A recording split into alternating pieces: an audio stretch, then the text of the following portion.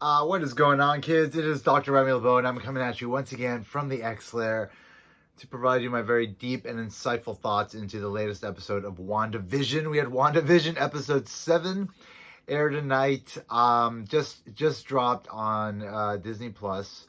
Just watched it, and it was Agatha all along, motherfuckers.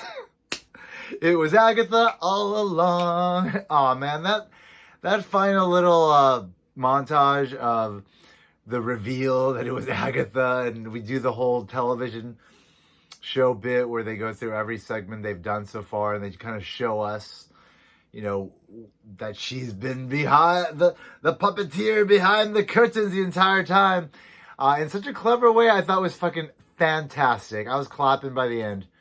I was really, really, really, really happy with that. I think they did a great job with it. It was a great reveal. It was very tongue-in-cheek. It was very self-aware. It was very entertaining. Very entertaining. And this Catherine Hahn, madam, I do not know her. I do not know her prior work, but she is doing a heck of a job. And I'm very, very happy with her. And she could be a great villain in the MCU, which is really exciting. I don't know Agatha Harkness that well. I don't know her history with Wanda. So this is very interesting. But they really fucked with us last week, right? Because, they basically made it seem as though she was legit, being affected by the Hex, having gone so far away from Wanda that she was, frozen. So she was straight up just, faking it. And I remember in the, I think it was the third episode or the fourth. No, it was the fourth episode when Wanda had her kids already and they grew up. And I remember Agnes was in the house and she was in the kitchen, and the kids went from being toddlers to whatever they are now, 7, 8-year-olds or something. And she was looking at them and she said, "Kids, can't control them." And the way she said it, it was just oh shit, maybe she meant that literally. And that's what I thought when it happened. And now it's clear, it was literal. She was clearly saying that because she was, the puppeteer the whole time, and that reveal was fantastic. Really loved it. Fantastic. Don't know if you guys caught the after credits sequence. There was an after credit scene that popped up right after the main credits, in which we see Monica. Oh, by the way, Monica got her fucking powers, I think. It appears so, huh? This is very, very fascinating. Monica gets powers from Wanda, whose powers come from the Mind Stone. Carol Danvers gets her powers from the Space Stone. Fascinating. Just so many, interesting. It's so wonderful that, even though the Infinity Gauntlet thing is done and all the gems are accounted for and, destroyed in the main universe, whatever that is it? It's some universe. It's great that they're still having this residual effect that's going to reverberate and create more superpower beings. Clearly, Monica Rambeau has been changed, and it is likely she was changed permanently. She came through the Hex, and her outfit didn't change, and that vehicle that was going to go through had started changing into that pickup truck. And so since her outfit did not change, and she had already been rewritten twice, then when she went through a third time, clearly the Hex was not maybe even able to rewrite her, and it simply ultimately sort of amplified whatever changes had occurred as a result of her DNA or her molecules being rewritten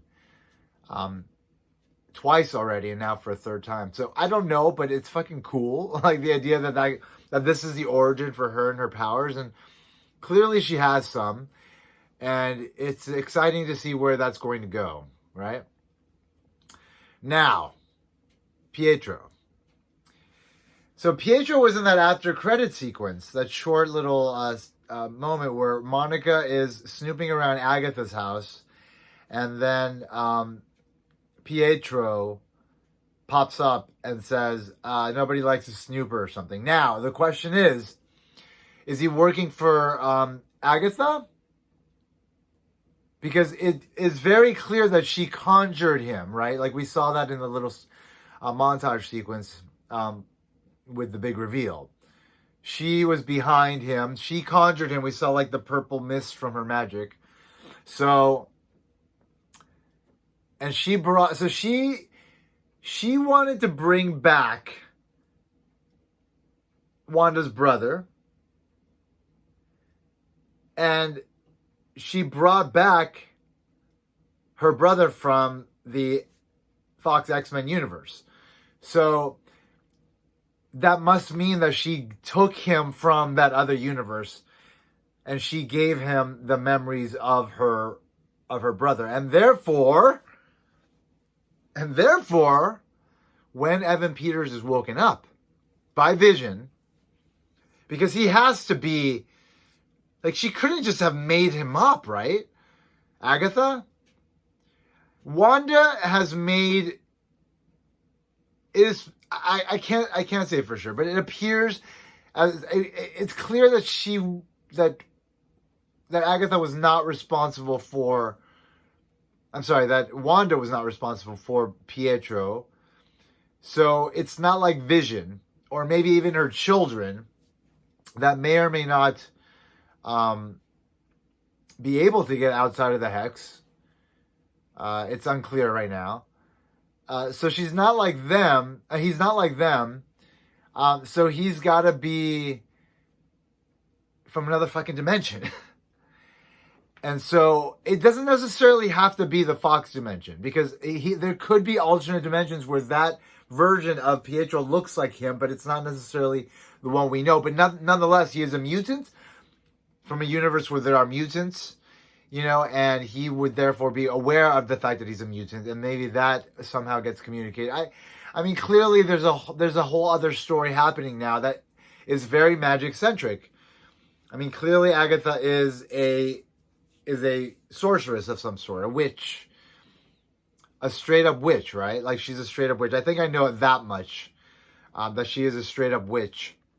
And so clearly magic is a big factor, but clearly magic and multiverses have been linked already in Doctor Strange. What's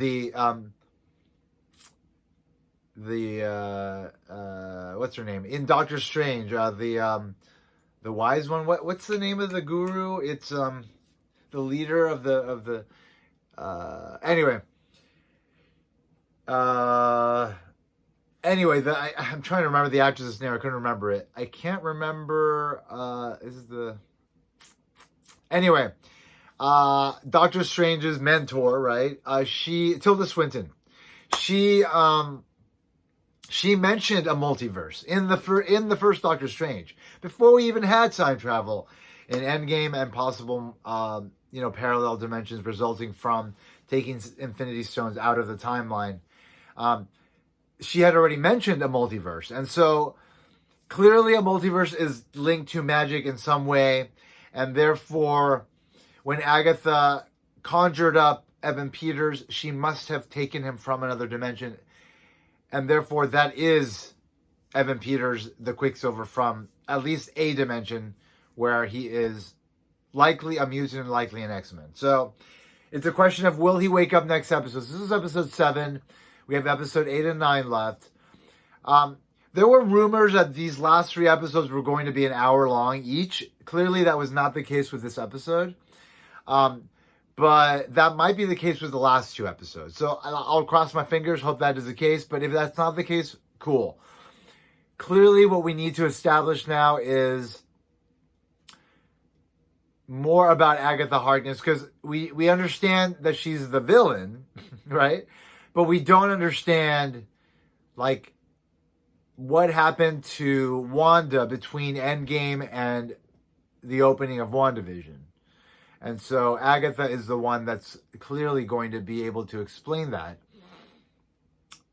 Because she's responsible for it, so she must have influenced the Scarlet Witch at some point. It's likely she'll get the name Scarlet Witch at some point soon, which would be very, very cool. Darcy and Vision are heading back. So if Evan Peters is not working with Agatha, then he and Monica will team up, right? And then Vision will come into play, and then so will Darcy. And it appears as though Wanda is under the control of Agatha. So therefore it'll be, well, Darcy can't do anything, but it'll be Vision, Quicksilver, and Monica Rambeau versus Agatha Harkness and Wanda. Big things are going to happen. I have no doubt that big things are going to happen. But the question is what, and to what scale, and what will be the repercussions moving forward. I have every belief that there are multiple dimensions going to be at play explicitly at some point soon. Clearly they don't want to just give it all up at once. Like, they're very much about not giving it to us, but we're gonna get it. And this was super fun. This is a super fun way to reveal, do this third act reveal of, like, it is,